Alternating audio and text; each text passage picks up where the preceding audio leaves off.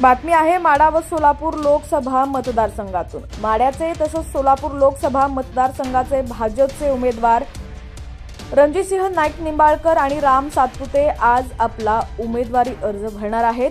यावेळी उपमुख्यमंत्री देवेंद्र फडणवीस देखील उपस्थित राहणार आहेत। जोरदार शक्ती प्रदर्शनासह ते आज आपला उमेदवारी अर्ज दाखल करणार आहेत।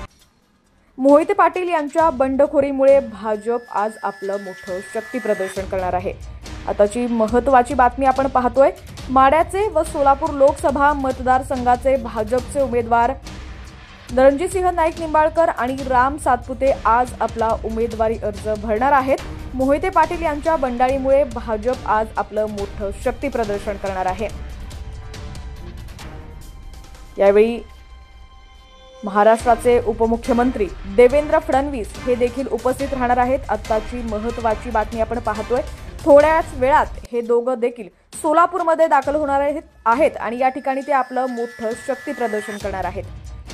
लोकसभा 2024 तसंच राजकीय घडामोडी पाहण्यासाठी HPN मराठी न्यूज चॅनलला सबस्क्राईब करा आणि बेल आयकॉनवर क्लिक करून नोटिफिकेशन्स मिळवा, जेणेकरून आमचे अपडेट्स लवकरात लवकर तुमच्यापर्यंत पोहोचतील।